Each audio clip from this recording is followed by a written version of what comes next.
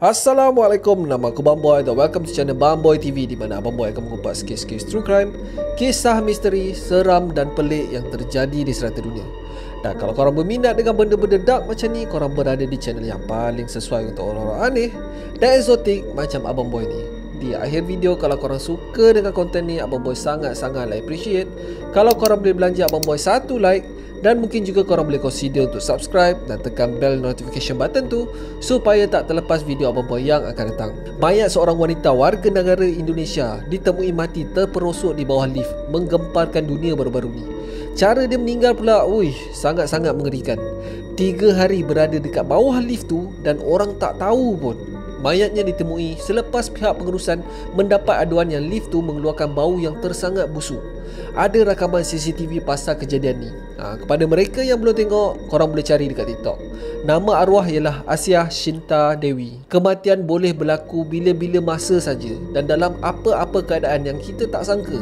Sebagai contoh, korang tahu tak, setiap tahun secara purata seramai 170 orang mati disebabkan dihimpak buah kelapa. Dikatakan kuasa hentakan daripada sebiji buah kelapa yang jatuh adalah berukuran 2000 pound atau lebih 900 kg. Hoi, jangan buat main-main doh. Dan satu lagi contoh adalah seorang wanita Jepun yang mati tersedak muntah hotdog. Dan muntah itu bukan daripada diri dia sendiri tau, tetapi muntah orang lain. Hoi, memang pelik-pelik guys. Hari tu Abang Boy ada buat satu video pasal kematian yang paling rare di dunia. Hari ni Abang Boy nak buat sambungan part 2 pula. Kalau korang rasa part 1 dah rare, kali ni lagi rare dan lagi brutal guys, especially entry nombor 5. So seperti biasa, viewer discretion is advised. So berikut adalah 5 kematian paling rare di dunia. Tetapi sebelum tu, let's roll the intro.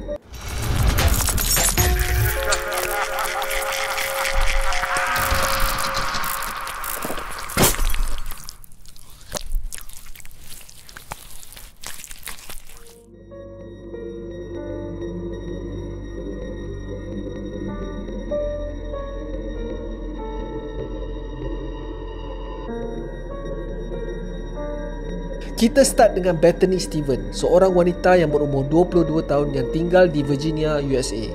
Dia tinggal bersama familynya bersama 2 anjing kesayangannya, iaitu Tonka dan Pac-Man. Kedua-duanya adalah daripada baka American Pit Bull Terrier. Si Bethany ni sayang gila anjing ni. Dia buat macam anak sendiri je. Dia ambil kedua-dua anjing ni daripada baby kot. Hoi, mana tak sayang. Tetapi pada 17 Disember 2017, Bethany decide nak bawa kedua-dua anak bulu dia ni keluar bersia-sia dekat area berdekatan dengan rumahnya. Selalunya Bethany ni akan keluar dalam masa 30 minit hingga 45 minit saja.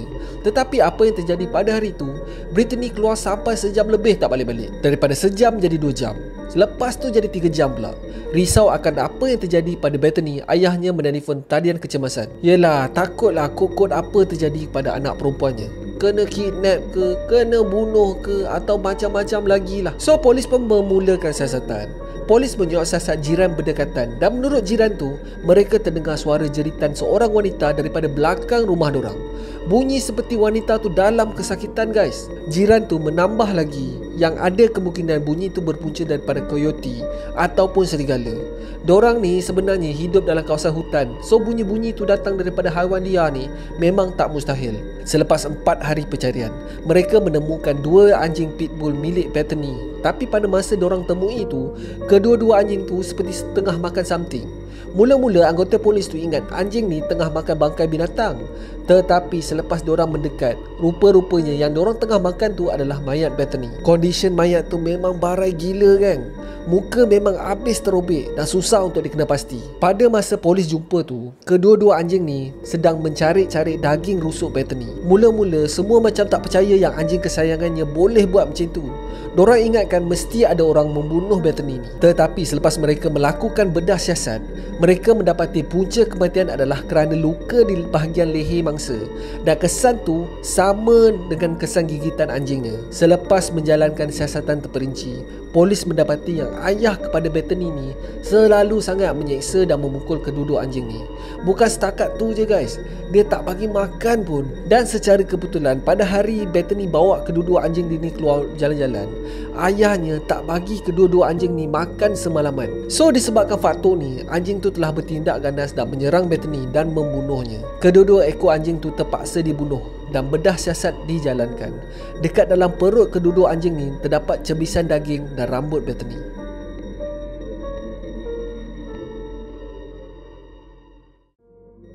Tom Price adalah seorang pemuda yang berumur 27 tahun yang dibesarkan di Wales, England. Pada tahun 1977, dia telah merangkul tempat ke-28 pemandu terpantas Formula 1. Mamat ni dah mula memandu kereta F1 sejak tahun 1969 lagi. Pada tahun 1977, Tom menyertai pertandingan 1977 South African Grand Prix di Kyalami, South Africa. Dia punyalah padu sampaikan dia berjaya menempah tempatnya di pusingan akhir acara tu. Walaupun macam tu, Tom memulakan race tu dengan tempat ke-22. Memang lemah lah kiranya. Tetapi dalam setiap lap, dia berjaya memintas seorang demi seorang sehinggakan dia berjaya mendapat tempat ke-13 pada lap yang ke-22. Pada ketika ini, seorang pemandu lain yang bernama Zorzi mempunyai masalah dengan enjin keretanya. Menurut report, minyak didapati disalurkan direct ke dalam enjin dengan terlalu banyak dan ini menyebabkan enjinnya terbakar. Dia berjaya berhenti di tepi trek, akan tetapi dia tak dapat keluar daripada kokpit kereta tu disebabkan saluran oksigen di belakang helmetnya tak boleh tanggal. Marshal daripada pit berlari mendapatkan Zorzi dengan membawa alat pemadam api. So menurut regulation perlumbaan, sekiranya kereta didapati terbakar, dua orang marshal perlu pergi untuk memberi bantuan. Salah seorang marshal yang bernama Bill berjaya melintasi trek. Korang kena tahu tau, pada masa ni race masih lagi berlangsung dan kereta Zorzi yang bermasalah ni parking di seberang jalan daripada pit. So memang diorang kena cross jalan lah cerita dia. Kereta F1 korang ingat bawa 60 km sejam ke? Hoi, memang tak lah. So bila Bill ni berjaya melintasi trek, akan tetapi marshal kedua yang bernama Frederick Jensen yang baru saja berumur 19 tahun tidak bernasib baik. Masa dia nak melintas tu, muncul kereta yang dipandu oleh Tom Price. Tom Price berjaya mengelak Bill dalam beberapa inci je, akan tetapi gagal untuk mengelak Frederick. Frederick telah dilanggar oleh kereta yang dipandu Tom dengan kelajuan 270 km sejam guys. Frederick telah melambung setinggi 10 meter ke udara dan melekat di pagar. Frederick mati di tempat kejadian. Badan dia usah ceritalah, memang dah tak macam orang dah mat. Tangki pemadam api yang dibawa oleh Frederick tu pergi macam peluru weh. Tangki tu telah menghentak kepala Tom. Dia punya impact tu korang bayangkan kepala Tom basically tertanggal daripada tulang lehernya. Nyaris terpancung weh. Tangki tu kemudiannya meluncur keluar daripada luar stadium tu dan melekat di sebuah van. Darah memang di mana-mana sahaja. Cebisan daging dan baju yang koyak penuh dekat tempat kejadian. Mayat Frederick ni sangat-sangatlah gruesome sehingga kan tak ada siapa yang dapat mengenali mayat tu. Dorang dapat pastikan yang mangsa tu adalah Frederick pada keesokan harinya bila ketua marshal memanggil semua kru untuk berkumpul. Frederick seorang je tak dapat hadir. Benda tak habis kat situ weh.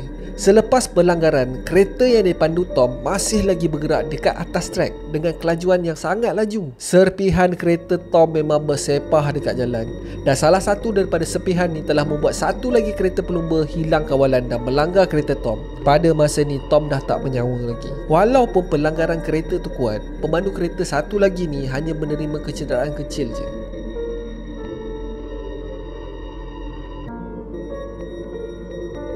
Ivan Lester Maguire adalah seorang penerjun bebas yang mempunyai pengalaman sebanyak 800 terjunan. Satu benda yang dia suka buat adalah merekod acara penerjunan tu berlaku. Itu je lah kerja dia. Setiap kali orang terjun, dia akan ikut sekali dan merakam aksi-aksi para penerjun ni untuk dijadikan kenangan. Sebelum ni, dia memang tak ada masalah langsung. Sehari dia boleh buat maksimum sebanyak 5 kali terjunan bebas. Sehinggalah pada 2 April 1997. Seperti biasa, Ivan melakukan rakaman di udara bersama-sama dengan penerjun newbies. Memandangkan pada hari itu tak ramai orang, diingatkan ini adalah terjunan yang terakhirnya. Elok je dia nak pack-pack barang, tiba-tiba bos dia panggil dan request si Ivan ni untuk membuat satu lagi rakaman untuk satu pasangan yang baru kahwin. So Ivan pun macam, okey lah, baru kahwin, kasih muka lah sikit. So dia dan beberapa instruktor yang lain sediakan beg parachute dan alat-alat rakaman untuk dibawa naik ke atas kapal terbang. Korang kena ingat tau, pada tahun 1997 ni, alat rakaman ni masih menggunakan VHS yang besar tu. So alat-alat yang dibawa ni memang berat gila lah.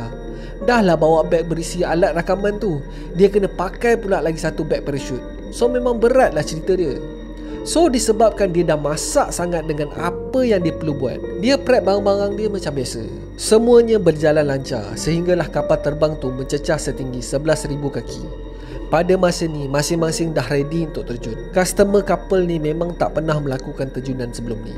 So mereka perlu ikat di depan instruktur tu dengan teknik yang dipanggil tandem jump. So ada dua instruktur, dua klien yang diikat di depan instruktur tu, dan Ivan yang tugasnya untuk merakam terjunan tu. So satu persatu melakukan terjunan tu, dan Ivan adalah orang pertama untuk terjun daripada kapal terbang. Dah elok dah ada rekod para peserta tu happy menjerit-jerit bagai. So memang best lah. Ivan yang berpengalaman ni merakam seperti biasa. Sampailah masa untuk menarik tali parachute. Seorang demi seorang menarik tali parachute tu, dan tiba pula masa Ivan untuk menarik tali parachute tu. Tiba-tiba darah seperti hilang daripada muka Ivan. Sebab pada ketika itu barulah dia perasan yang dia sebenarnya tak pakai beg parachute langsung. Dia terlupa nak pakai. Disebabkan beg alatan rakaman tu dah cukup berat, dia merasakan yang dia dah pakai beg parachute tu. Dia pasrah dan tak boleh nak buat apa-apa. Dia merakam detik-detik akhirnya di ketinggian 10,000 kaki hingga ke tanah. Dia mati di tempat kejadian. Mayatnya ditemui 2.5 km daripada landasan kapal terbang. Ayat terakhir yang disebut oleh Ivan adalah, "Oh my God, no."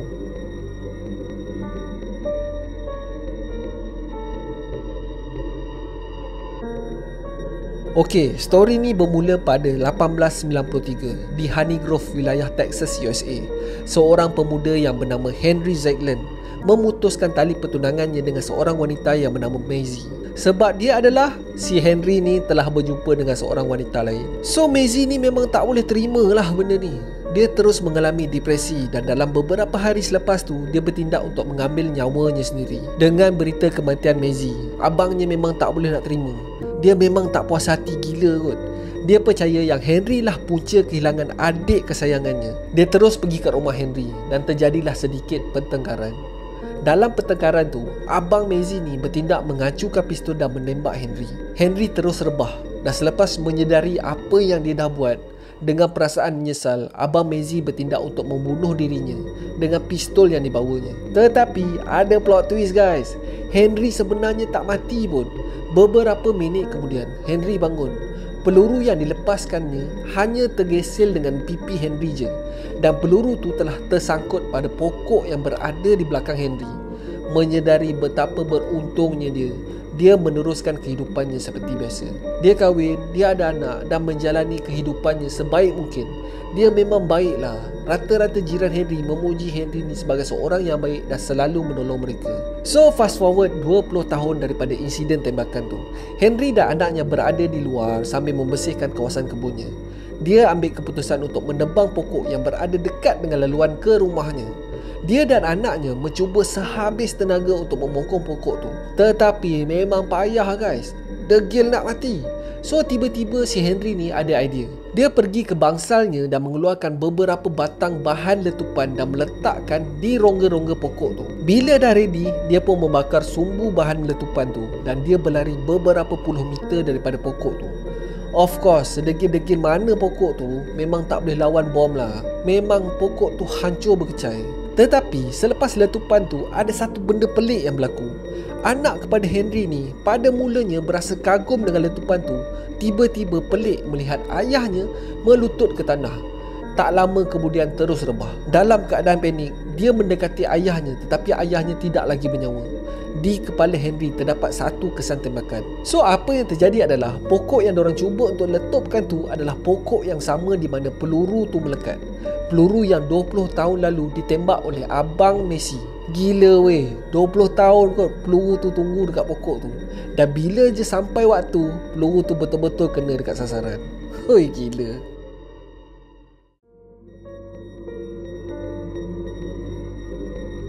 Francis atau nama timbangannya Frankie berkawan baik dengan John Hutchison. So Frankie ni berumur 23 tahun dan John ni berumur 21 tahun. Kedua-duanya berasal daripada Louisville dan Frankie ni memang sangat-sangat kamcin dengan John. Selalu sangat melepak. Pergi kat mana pun memang sekali. Family masing-masing ni memang dah kenal dah perangai seko-seko.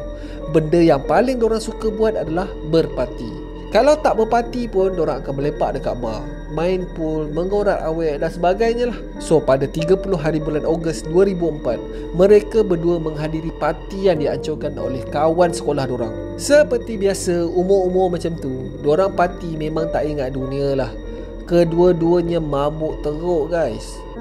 Pada awal pagi 31 hari bulan tu, tibalah masanya untuk diorang balik. Now kedua-dua ni mabuk tau, tetapi diorang ambil keputusan untuk drive kereta untuk balik. Di antara kedua-dua ni, John confident yang dia boleh bawa kereta. Kawan-kawan yang lain dah cuba dah sedaya upaya untuk larang si John ni untuk drive, tetapi diorang ni degil guys. Dia nak juga drive. So rumah diorang berdua ni dalam jarak 24 km daripada parti tu. So diorang pun memulakan perjalanan. Mula-mula tu okey je si John ni drive. Sebab kalau nak bandingkan diorang berdua, si John ni kuranglah sikit mabuk dia. Kurang sikit pun, dia punya kandungan alkohol dalam darah adalah double daripada had yang dibenarkan. So dalam perjalanan, si Frankie ni mengarahkan John untuk membuka tingkap sebab Frankie rasa dia nak muntah. So si John ni pun bukalah tingkap dan sambung driving. Sampailah ke rumah. Dia terlupa nak drop Frankie ni dekat rumah Frankie. Tapi disebabkan diorang ni dah biasa tidur dekat rumah masing-masing, John pun terus masuk bilik dan tidur, beranggapan yang si Frankie ni akan ikut sekali dia masuk. Pada pagi harinya, rumah John telah diketuk dengan keras oleh seseorang. Bila John ni buka pintu, kelihatan dua orang pegawai polis dekat depan. Polis ni menyoalkan apa yang terjadi. Dia pun macam blur-blur lah. Kau dah kenapa kan? Dah lah mabuk masih tak hilang lagi. Tiba-tiba tanya pula soalan pelik. Tanpa banyak soal, John terus digari dan dibawa masuk ke dalam kereta polis. Dalam perjalanan ke kereta polis tu, dia perasan dekat dalam kereta yang dipandunya ada mayat tanpa kepala dan dia perasan bajunya dan badannya berlumuran darah. Apa yang terjadi sebenarnya? Sebenarnya, masa Frankie meminta untuk John membuka tingkap tu, Frankie telah menghulurkan kepalanya kat luar tingkap untuk muntah. Tak pasal-pasal, kereta yang dipandu tu melelong ke kanan. Masa ni, kereta tu dipandu 60 km sejam tau. Kepala Frankie telah terlilit dengan satu wayar telefon dan telah memenggal kepala Frankie. Badan Frankie masih berada dekat sebelah John masa dia sampai dekat rumah tu. Dalam keadaan mabuk, dia menganggap yang Frankie masih hidup dan tak sedar pun apa yang berlaku. Hei, gila man. Brutal gila cara dia mati. Semasa John ni ditangkap, kepala Frankie masih terbelit pada wayar telefon di tempat kejadian. Ni abang boy nak ambil kesempatan ni, abang boy nak pesan, don't drink and drive lah bro. Jangan buat hal. Kau dah bersedap-sedap, tak pasal-pasal orang lain jadi mangsa. Dan lagi satu, jangan main telefon masa driving. Tolonglah, ingatlah orang tersayang. Seperti dalam kes ni, hilang seorang sahabat baik tak pasal-pasal. Nak tahu tak apa hukumannya? Dia dihukum bersalah dan dipenjarakan selama 5 tahun atas kesalahan membunuh tanpa niat. Serius lah, memang ngeri guys. Memang sebiji macam Final Destination. So that's it for today guys. Terima kasih sebab tengok video Abang Boy sampai habis. Kalau korang suka dengan video ni, Abang Boy sangat-sangat appreciate kalau korang boleh belanja Abang Boy satu like. Dan mungkin juga korang boleh consider untuk subscribe dan tekan bell icon tu supaya tak terlepas video Abang Boy yang akan datang. So akhir kata, jangan nakal-nakal, be awesome, stay creepy. Assalamualaikum.